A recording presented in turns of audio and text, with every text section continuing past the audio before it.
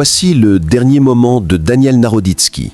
Un silence irréel s'est abattu sur le monde des échecs, comme une pièce suspendue en plein vol, juste avant de toucher l'échiquier.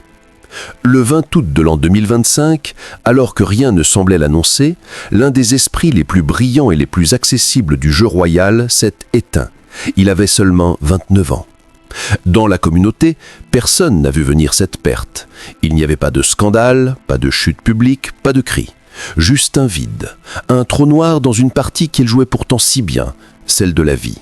Ce jour-là, les réseaux sociaux se sont remplis d'hommages, mais aucun mot ne parvenait vraiment à dire ce que tout le monde ressentait. Comment quelqu'un d'aussi lumineux, aussi drôle, aussi généreux, pouvait disparaître aussi calmement ? À première vue, Daniel Naroditsky était l'image même d'une réussite moderne. Un enfant prodige qui, dès l'âge de 12 ans, offrait aux États-Unis un titre mondial chez les jeunes. Un ado à lunettes, passionné et discret, devenu grand maître international avant même sa majorité. Un étudiant de Stanford qui parlait aussi bien de l'histoire du 19e siècle que des subtilités d'une finale tour contre cavalier. Puis, à l'ère numérique, il s'était métamorphosé en un professeur hors pair, suivi par des centaines de milliers d'internautes qui l'écoutaient expliquer les mystères des échecs avec humour, patience et bienveillance. Il était partout, dans les tournois de Blitz, sur Twitch, dans les vidéos de chess.com, dans les bullet brawls du week-end. Un prodige, mais aussi un passeur, une voix qui rendait simple ce qui pour d'autres semblait incompréhensible. Et pourtant, derrière l'image souriante, il y avait peut-être autre chose. Un silence, une fatigue, une pression invisible.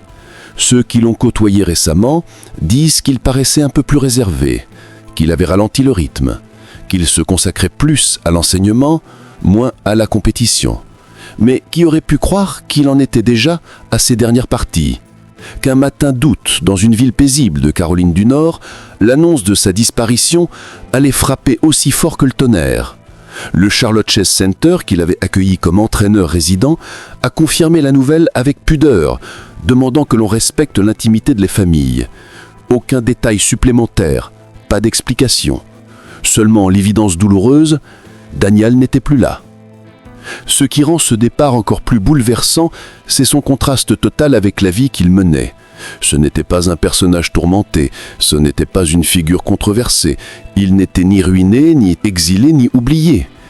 Il était au sommet, suivi, admiré, aimé. Alors pourquoi ? Comment ? Et surtout, que nous dit ce silence ? À travers cet épisode, nous allons remonter le fil d'un destin hors du commun, comprendre comment un enfant du numérique a réinventé les échecs pour toute une génération, explorer ses débuts, ses triomphes, ses doutes aussi, et, avec une pudeur respectueuse, tenter de cerner les contours flous de cette disparition. Car le cas de Daniel Naroditsky ne ressemble à aucun autre. Il n'y a pas de chute brutale, pas de polémique, juste une étoile qui s'est éteinte alors qu'elle brillait encore. Et c'est peut-être cela le plus troublant. Dans ce récit, nous ne chercherons pas de coupable, mais nous poserons une question plus vaste. Dans un monde où tout va vite, où la performance est constante, où l'on est à la fois joueur, professeur, influenceur, ami et modèle, à quel moment s'arrête-t-on ? Et surtout, qui entend le silence derrière les rires, les parties en direct et les victoires en ligne ? Lorsqu'on parle de prodiges, on pense souvent à ces enfants au regard grave, enfermés dans une salle de concert ou un laboratoire. Mais pour Daniel Naroditsky, tout a commencé avec un simple jeu de société. Il n'avait que 6 ans lorsque son père, immigrant d'origine soviétique installé à San Mateo, en Californie, lui a appris les règles du jeu d'échecs. Rapidement, la passion a pris le dessus. Le petit Daniel passait des heures à bouger les pièces, à comprendre les schémas, à rêver d'un monde fait de diagonales et de colonnes. À 8 ans, il battait déjà des adultes. À 10 ans, il remportait ses premiers tournois juniors. Et à 12 ans, il réalisait l'impensable, remporter le championnat du monde des moins de 12 ans, offrant aux États-Unis une rare médaille d'or dans cette catégorie. Ce titre n'était pas un feu de paille. 2 ans plus tard, il devenait maître international, puis grand maître à l'âge de 17 ans, rejoignant ainsi le cercle très fermé des meilleurs joueurs au monde. Mais Daniel n'était pas un joueur comme les autres. Il n'avait pas l'arrogance de certains prodiges, ni la froideur stratégique des calculateurs d'élite. Il jouait avec intuition, avec sensibilité, parfois même avec panache. Son style aux échecs mêlait rigueur positionnelle et audace tactique. Dans une interview donnée à l'âge de 19 ans, il confiait que les échecs étaient, pour lui, une forme de narration silencieuse. Chaque partie est une histoire. On peut choisir d'y être le héros, le poète, ou parfois la victime. Mais ce qui distinguait vraiment Daniel, c'était son intelligence bien au-delà de l'échiquier. Très tôt, il avait montré des aptitudes littéraires rares. Passionné par l'histoire et les grandes figures du XIXe siècle, il intégra l'université de Stanford, l'une des plus prestigieuses du pays, où il étudia l'histoire tout en continuant sa carrière échiquéienne. Là-bas, il côtoyait des futurs ingénieurs de la Silicon Valley, tout en affrontant les meilleurs joueurs du circuit. Il publia ses 2 premiers ouvrages techniques avant même d'avoir son diplôme, Mastering Positional Chess et Mastering Complex Endgames, devenus des références pour toute une génération d'amateurs et de professionnels. Après ses études, un choix étonnant. Au lieu de se lancer dans une carrière purement compétitive, Daniel décida de s'installer à Charlotte, en Caroline du Nord. Il y rejoignit le Charlotte Chess Center, où il devint le Grand Master in Residence, un titre honorifique et éducatif qui lui permettait d'enseigner, d'organiser des événements et de former les talents de demain. Ce rôle, qu'il assumait avec sérieux et passion, montrait une facette plus humaine de ce champion. Il ne s'agissait plus seulement de gagner, mais de transmettre. Et dans un monde souvent dominé par la quête de gloire individuelle, cette orientation vers les autres était déjà un signe de singularité. Parallèlement, Daniel explorait un nouvel univers, celui du streaming et des plateformes numériques. Sous le pseudonyme de Dania, il s'est imposé comme une des figures incontournables de Twitch et YouTube, où ses vidéos pédagogiques et ses parties commentées attiraient des centaines de milliers de vues.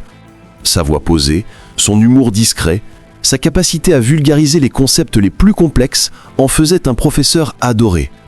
Sur chess.com, il devint même l'un des visages les plus reconnaissables des retransmissions officielles, commentant les grands tournois avec passion et précision.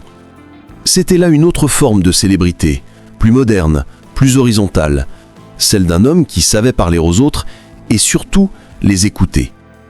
Ce contexte brillant, cette ascension presque sans faute, laisse d'autant plus perplexe face à ce qui s'est passé ensuite. Tout semblait aligné. Il n'y avait pas de rupture publique, pas de mise à l'écart. Daniel était respecté, aimé, demandé. Il était cet intellectuel accessible, ce champion pédagogue, ce jeune homme qui avait trouvé l'équilibre entre compétition, transmission et innovation. C'est précisément cette image parfaite, presque trop lisse, qui rend la suite de son histoire si difficile à accepter. Car derrière cette réussite éclatante se cachait peut-être une fatigue invisible, un point intérieur que nul ne soupçonnait. Le contexte était celui d'un homme au sommet, mais dont l'échiquier intérieur, lui aussi, connaissait déjà ses premières fissures. Pendant longtemps, tout semblait parfaitement fluide dans le parcours de Daniel Naroditsky. Il y avait l'enfant prodige, l'étudiant brillant, le grand maître pédagogue. Il y avait les parties éclatantes et les vidéos devenues virales. Et puis, quelque part au tournant des années 2020, un glissement subtil, presque imperceptible, a commencé à se dessiner. Non pas un effondrement, ni un scandale, mais un changement de rythme. Une transition douce vers quelque chose de plus calme, de plus en retrait. Certains fans l'ont remarqué. Daniel postait moins de vidéos. Ses streams, autrefois quotidiens, devenaient plus espacés. Il refusait plus de tournois.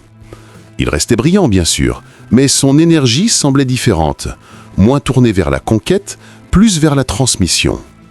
Comme s'il préparait une autre étape. Mais laquelle ? Ce changement n'avait rien d'alarmant en soi. Après tout, Daniel entrait dans sa fin de vingtaine, une période où beaucoup remettent en question le sens de leur trajectoire.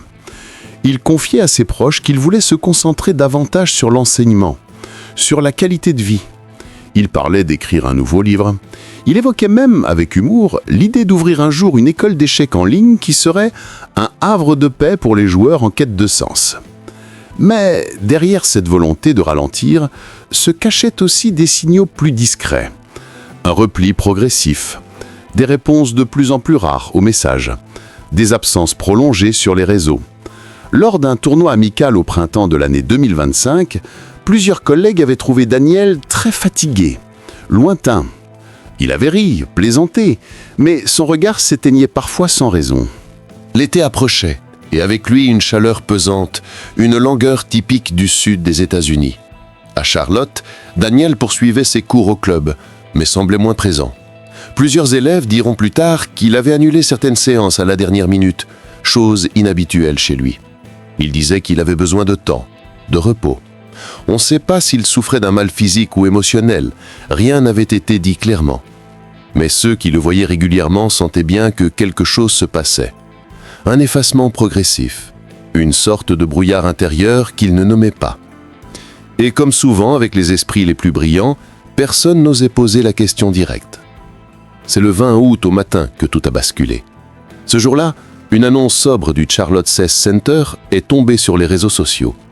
Elle disait en quelques lignes que leur Grandmaster in Residence, Daniel Naroditsky, nous avait quittés. Pas un mot de plus, juste une phrase finale demandant de respecter la douleur de la famille. Le choc fut immédiat. En quelques heures, la nouvelle fit le tour du monde des échecs. Les forums s'emplirent d'interrogations, d'hommages, de messages de stupeur. Personne ne comprenait. Il n'y avait eu aucun signal clair. Pas de maladie connue, pas de drame public. Juste cette disparition, soudaine, irréversible. Ce qui rendait la situation encore plus bouleversante, c'était l'absence totale d'explication. Aucun communiqué de presse, aucun mot de ses proches. L'information officielle se limitait à une date. Pas de cause évoquée, pas d'enquête publique. Ce silence a ouvert la porte à toutes les hypothèses, à tous les fantasmes. Certains parlaient d'épuisement, d'autres évoquaient à demi-mot une détresse intérieure. Mais rien n'a jamais été confirmé. Et peut-être faut-il respecter cette pudeur, car au fond, ce flou participe du drame. Il dit l'incompréhension collective. Il montre à quel point même les êtres les plus brillants peuvent disparaître sans bruit, sans laisser d'indices, comme une pièce qu'on croyait encore en jeu, mais qui avait déjà quitté l'échiquier. Dans les jours qui ont suivi la disparition de Daniel Naroditsky, le silence s'est imposé comme une barrière invisible entre le public et la vérité. Aucun communiqué officiel, aucune interview, aucun détail concret. Tout ce que l'on savait, c'est qu'il était parti. Ce mutisme n'était pas celui de la gêne, mais celui du respect. Dans le monde des échecs, où les drames se vivent souvent en coulisses, les mots se font rares quand il s'agit de douleur. Les proches ont choisi la retenue, l'élégance du silence. Et ce silence, paradoxalement, a tout dit. Il a dit la stupeur, il a dit l'amour, il a dit la peur de réduire une existence lumineuse à une seule journée. Car Daniel n'était pas seulement un joueur, il était devenu une figure tutélaire, une présence bienveillante qui avait accompagné des milliers d'anonymes dans leur apprentissage, leur passion, leur solitude. Les hommages, eux, ont afflué du monde entier. Hikaru Nakamura, Fabiano Caruana, Anish Giri, tous ont exprimé la même douleur, celle d'un confrère respecté, d'un ami discret, d'un esprit rare. Sur les réseaux, les messages se multipliaient. Il était toujours là pour répondre à mes questions. Il m'a redonné confiance dans mon jeu. Grâce à lui, j'ai compris que perdre pouvait être une leçon. Ces mots, souvent écrits par des inconnus, en disaient long sur son influence. Daniel n'était pas une star dans le sens classique du terme. Il n'avait pas d'ego, pas de culte personnel, pas d'excès. Il incarnait quelque chose de plus profond. La transmission, la rigueur, la joie de comprendre. Sa disparition a laissé une empreinte douloureuse, parce qu'elle a rappelé à tous à quel point la bienveillance est rare et précieuse. Au Charlotte Chess Center, où il enseignait chaque semaine, l'atmosphère a changé du jour au lendemain. La salle principale, d'ordinaire animée par le bruit des pièces qui claquent et des rires d'élèves, est devenue un lieu de recueillement. Sur sa chaise restée vide, on a déposé une photo. Daniel souriant, penché sur l'échiquier, le regard concentré. Autour des fleurs, des lettres, des bougies. Un hommage simple, sans effet de mise en scène. Ce lieu qu'il avait fait vivre de son énergie calme et méthodique est devenu le symbole d'un vide. Plusieurs élèves ont confié qu'ils n'arrivaient plus à s'asseoir à la même table. Certains ont dit avoir entendu encore sa voix, comme un écho doux. « Respire, réfléchis, la position te parlera d'elle-même. » Ces phrases anodines qu'il répétait à ses étudiants résonnent aujourd'hui comme un testament. La vérité noire, dans cette histoire, ce n'est pas un scandale ni une faute. C'est le constat cruel d'un monde qui use ses plus grands esprits sans toujours le vouloir. Daniel évoluait dans un univers où la passion devient métier, où la créativité devient performance, où la bienveillance devient exposition. Chaque jour, il jouait, il expliquait, il rassurait. Il se devait d'être à la fois joueur, pédagogue, influenceur et modèle. Mais dans ce rôle multiple, il s'oubliait peut-être un peu. Non pas par faiblesse, mais par générosité. Il donnait tout, sans réserve. Il voulait que les échecs soient un refuge pour les autres. Peut-être a-t-il oublié que lui aussi avait besoin d'un refuge. La vérité noire, c'est ce déséquilibre subtil entre la lumière qu'on offre et celle qu'on garde pour soi. Chez lui, la lumière donnée était infinie. Celle qu'il gardait, presque éteinte. Avec le recul, beaucoup de ses collègues disent qu'ils ont compris trop tard. Que ses silences, ses absences, ses phrases plus lentes cachaient une fatigue profonde. Mais Daniel n'a jamais rien montré. Il a préféré continuer, jusqu'au bout, avec cette élégance pudique qui le caractérisait. C'est peut-être là la leçon la plus dure de son histoire. Même dans un monde d'analyse et de logique, il reste des zones que l'on ne peut pas calculer. Des mystères humains que ni un ordinateur ni un esprit génial ne peuvent résoudre. Il n'y a pas de combinaison gagnante contre la fragilité. Seulement l'espoir qu'un jour, on apprendra à écouter autrement, à voir autrement, à comprendre le silence avant qu'il ne devienne définitif. Il y a quelque chose de profondément injuste dans la disparition de Daniel Naroditsky. Pas seulement parce qu'il était jeune, talentueux et aimé, mais parce qu'il représentait ce que beaucoup considèrent aujourd'hui comme un idéal. Un savant accessible, un maître bienveillant, un génie sans prétention. Il aurait pu se contenter de briller pour lui-même, mais il avait choisi de briller pour les autres. Dans un monde numérique où tout devient spectacle, Daniel n'était jamais dans la surenchère. Il expliquait, il partageait, il guidait. Il ne cherchait pas à être admiré, mais compris. Et c'est peut-être cela qui rend son départ si douloureux. On n'a pas seulement perdu un joueur, mais un lien, un repère, une présence rassurante dans un monde bruyant. Son histoire soulève une question essentielle. À force d'exiger toujours plus de visibilité, de disponibilité, de performance, que laissons-nous à ceux qui donnent tout sans bruit? Où vont ceux qui portent les autres à bout de bras, mais qu'on oublie de soutenir à leur tour? Daniel avait tout pour réussir et il l'a fait. Mais à quel prix? À quelle solitude intérieure a-t-il dû faire face, lui qui ne se plaignait jamais, lui qui avançait toujours? Dans nos sociétés hyper connectées, le risque n'est plus seulement de tomber, c'est de tomber sans que personne ne s'en aperçoive. Il est facile après coup de chercher des signes, de reconstruire une logique, mais parfois, il n'y a pas de logique.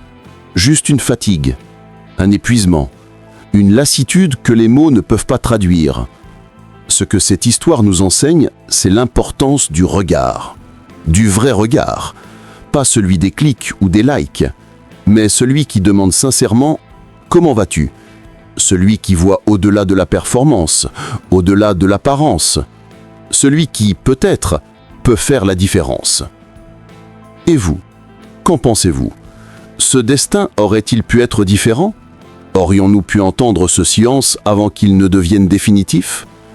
Ou bien faut-il simplement accepter que certains esprits, aussi brillants soient-ils, choisissent un jour de se retirer sans bruit, comme une pièce posée sur l'échiquier, prête à quitter la partie? Certains adieux n'ont pas d'écho. Ils ne s'accompagnent ni de larmes publiques, ni de cérémonies grandioses. Ils s'écrivent dans le silence, comme une dernière note suspendue, trop douce pour être entendue, mais trop juste pour être oubliée. Celui de Daniel Naroditsky appartient à cette catégorie rare, presque sacrée. Il est parti comme il a vécu, sans bruit, sans drame, avec cette élégance discrète qui était sa signature. Et pourtant, depuis qu'il n'est plus là, quelque chose a changé dans le paysage des échecs. Il y manque une voix, une chaleur, une lumière. Car ce qu'il nous laisse, ce n'est pas une liste de trophées ou de records. Ce sont des centaines de vidéos où l'on entend encore aujourd'hui sa voix expliquer patiemment pourquoi ce pion devait avancer, pourquoi ce cavalier devait reculer, pourquoi parfois il fallait juste attendre. Il nous laisse aussi des phrases simples, glissées au détour d'une leçon, mais qui résonnent aujourd'hui comme des maximes de vie. La position te parlera si tu apprends à l'écouter. Il nous laisse enfin un exemple rare, celui d'un homme qui, dans un monde de compétition féroce, a choisi la douceur comme stratégie. Il y a dans chaque disparition une forme de souvenir que rien ne peut effacer. Pour certains, ce sera une partie emblématique. Pour d'autres, un stream du dimanche soir. Pour d'autres encore, un conseil qu'il leur avait donné sans le savoir, à travers un écran, à travers un mot. Chacun de nous, à sa manière, porte un fragment de Daniel, non pas comme une statue figée, mais comme un mouvement encore en jeu. Car les grandes présences ne disparaissent pas, elles se transforment. Elles deviennent des gestes, des inspirations, des élans. Alors aujourd'hui, peut-être faut-il simplement poser les mains sur l'échiquier et regarder le vide. Non pas comme une fin, mais comme un silence habité. Daniel aimait dire que chaque partie était une histoire. La sienne s'est arrêtée trop tôt. Mais elle continue, à travers ceux qui l'a formée, touchée, inspirée, à travers nous. Certains adieux sont devenus invisibles, jusqu'à ce qu'on les raconte enfin.